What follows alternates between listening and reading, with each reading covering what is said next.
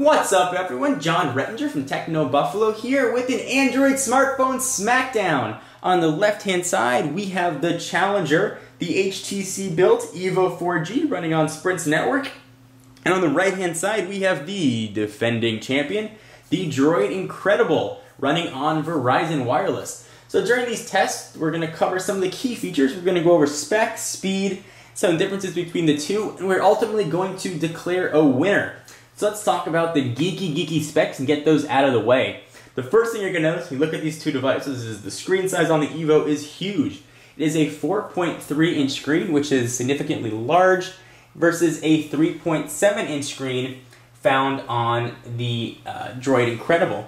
Both, interestingly enough, have screen resolutions of 480 by 800, which means that the Incredible has a higher pixel ratio per inch than you're going to see on the EVO. Something to keep in mind. Battery is going to be a big concern with both these devices. The EVO packs a 1500 milliamp hour battery compared to a 1300 on the Incredible. They both use different screen technologies as well. They're both sort of multi-touch capable capacitive screens, but the EVO uses TFT technology, whereas the Incredible uses AMOLED. As we go through this, you'll see some differences between the two, and I'll highlight them as we go along as well. From a memory standpoint, they both have 512 megabytes of RAM. Whereas the EVO has 1024 megabytes of ROM compared to 512 megabytes on the Incredible. Both have 8 megapixel cameras with LED flash, which are very impressive. However, the EVO can shoot HD video at 1280 by 720, which is 720p, whereas the Incredible shoots video at WVGA, which comes out to 800 by 480. So a big difference there. Sort of going through the general specs, they're both running Android 2.1 with HTC Sense UI, and they both have the same processor, the Qualcomm-built 1 GHz Snapdragon processor, which is very capable. Alright, let's go ahead and talk about what I use phones for the most, and probably what you use phones the most as well, internet. So, we both are running on different networks. We've got Sprint on one, and we have Verizon on the other. And network-to-network speed, I have about 1 to 2 bars here where I am, so let's see if this is a fair comparison. We're going to load up technobuffalo.com, a site that's been loaded on each multiple times, so it'll be a representation of a site you visit on a regular basis. But before we start doing anything, I want you to see we're starting from the same basis here. So I'm going to use Task Killer to kill all running applications. Use it here on the EVO. Kill all selected apps. Alright, let's go ahead and launch this up. So we'll go to the internet on each. And we'll queue up Techno Buffalo.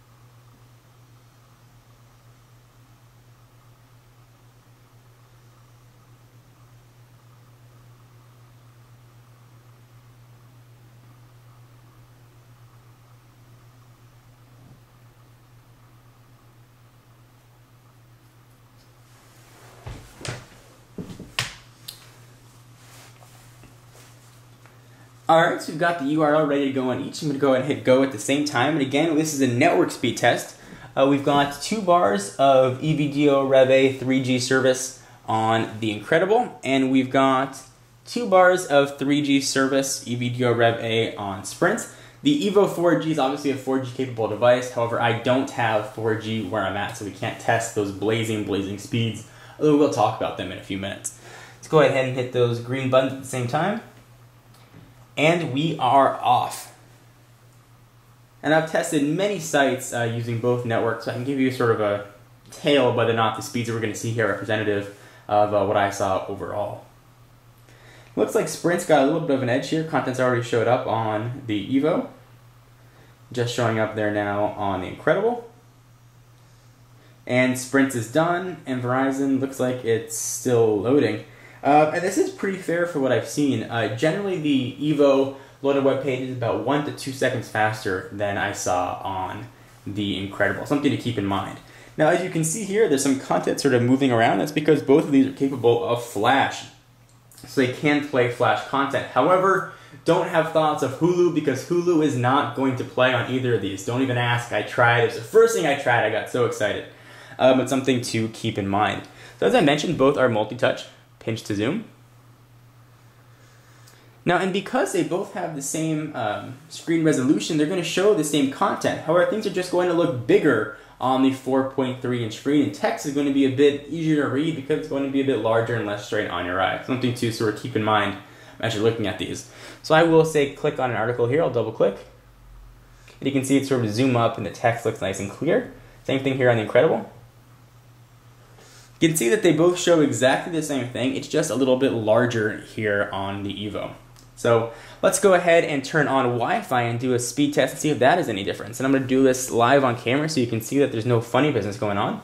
We'll go ahead and go to Settings, Wireless Networks, turn on Wi-Fi, do the same thing here as well.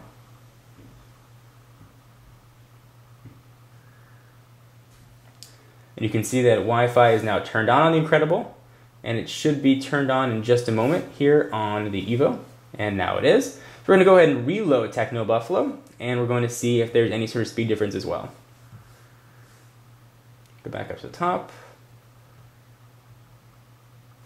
Hit the green buttons on each one more time, and we'll see if the speeds are the same, if we get the same results. And as this is loading, you can probably see the difference between the screen technologies, the TFT and the AMOLED. It's a personal preference thing. I personally like the way the TFT looks. And while I was still talking, both of these loaded at almost exactly the same time. And that was definitely what I saw. Spec for spec, they're pretty close to identical as far as processing power. And that translates into real-world load time. Something to keep in mind. So let's talk about this big screen size, because it's something to it's either pro for some or a con for others. It is big. Certainly, when you stack these two on top of each other, you can certainly see that there is a difference. If you're an emo kid and you wear tight jeans, you're going to have a hard time fitting the EVO in your pocket. And the Incredible is going to be the way to go. However, if you've got sort of some loose-fitting pants and you fit things in your pockets a lot, I think the screen size on the EVO is just about as large as is tolerable for a smartphone. But that screen size makes a few things kind of interesting. For example, typing is very easy to do on the EVO because the screen is so big. The keyboard is just as large. So even now when it's in portrait, you've got a very large keyboard. Look at this keyboard now on the Incredible. Let's go ahead and launch it up as well here. So new message.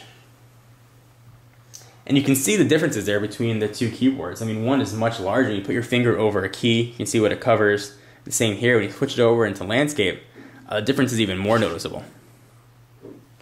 I mean, the keyboard is just huge. So if you made any errors when you're typing or you got big fingers, it's definitely going to be something that you're going to want to keep in mind.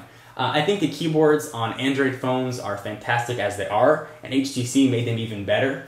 The autocorrect features on here are probably second to none, and I think that they're even are starting to pass those I've seen on the iPhone. So, you know, if you're not used to a non-physical keyboard, having a larger one is going to reduce your mistakes. Let's go ahead and kick these both back up into landscape mode.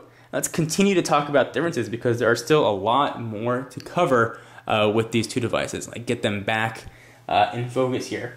So the big differences here is obviously 4G and screen size. So if you're fortunate enough to be near a 4G network, it's going to be a no-brainer decision for you. You're going to get speeds of up of 10 megabits per second down, which for a mobile phone is totally unheard of. So there are a few other things we want to talk about as well. First, let's discuss cameras. Since we already talked about the back, let's talk about the front. The EVO 4G has a 1.3 front-facing camera hiding right above the Sprint logo. And that can be used for video calling, video chatting, and even use as a regular camera for pictures or video. You can use it over Quick, you can use it over Fring or any other Skype plugin, and it does work quite well. Over Wi-Fi, quality is very clear. Over 3G, it does get a bit choppy, but it's nice to have, that option. 4G again is another big difference. The display is sort of the piece de resistance here. 3.7 inch versus 4.3. One cool thing that the EVO does bring to the table, which we're starting to see in a few more smartphones, is actually HDMI out. So on the bottom there, right next to the USB port, there is an HDMI. You can see it labeled right there. HDMI. And you can plug this into your television, and you can actually watch a video right from your phone on your flat screen, which is kind of neat. The EVO also brings something new to the table. It brings YouTube HD, or higher quality YouTube videos, which you can watch on its gorgeous display. And sort of speaking of video, it also has on the back a kickstand, which you can go ahead and kick right out. See that right there? And you can use it to prop it up while you are watching your content. It's not a huge feature, but I have found it to be quite nice. I like to watch sometimes some YouTube videos when I'm in bed or sitting at a desk. It does make it a lot easier than holding the phone in your hand. And if you watch a video when you're on an airplane, for example, you're going to really appreciate that kickstand. Go ahead and push that back. Design, there are some key differences here as well. The Incredible has an optical trackpad, which you can use to sort of navigate around, and I like having that. You lose out on that on the EVO 4G. It's sort of relying only on your finger to navigate around. Both do have the same 4 capacitive buttons across the bottom, although the circles around these to make them do look physical, but rest assured they are just capacitive buttons. So let's sort of recap the differences here between the two. First, 4G is sort of the main one. The display, the 4.3 versus 3.7, HDMI out. One last thing is that Sprint is capable of being used as a mobile hotspot, albeit for additional fee. But if you are near 4G, it's certainly going to be worth it to have. Connect up to 8 devices over Wi-Fi using 4G speeds. It's actually going to be faster to do some gaming on too, so keep in mind for that as well. Design is a bit different. HD quality video is something that's really is a big determining factor. If you want to ditch your, let's say, Flip Minnow or Pocket HD video camera, you can do that now with the 720p recording capabilities of the EVO. And then finally, the front-facing camera is sort of the big difference as well. If all things are equal, if you have good Sprint coverage, you have good Verizon coverage, and you can pick up either phone on a new contract, it seems to be a very clear decision for me that the EVO 4G just brings a lot more. Which is really a testament to how good the phone is, because the Incredible does so much and does so much so well. But at the end of the day, 4G capabilities, front-facing camera, larger screen, HDMI out really do it for me with the EVO. I've been very happy with Sprint's coverage and service. Where it's available, it works very well. I have very few drop calls. Call quality on each are fantastic. Certainly you can't go wrong with Verizon's network, but if you do have Sprint service where you are, I think you'd be hard-pressed to not go with the EVO 4G. Anyway guys, I'm John Rettinger from Techno Buffalo, and I hope you enjoyed this sort of head-to-head comparison of these two Android behemoths. For all of your tech news, be sure to check out technobuffalo.com. You can interact with users in our built-in social network, or even create your own subblog with full WordPress content management, and even put in your own ad code and make a couple bucks, because who doesn't want to make a couple bucks? Anyway, I hope you guys enjoyed, and I will see you in the next video. Bye-bye.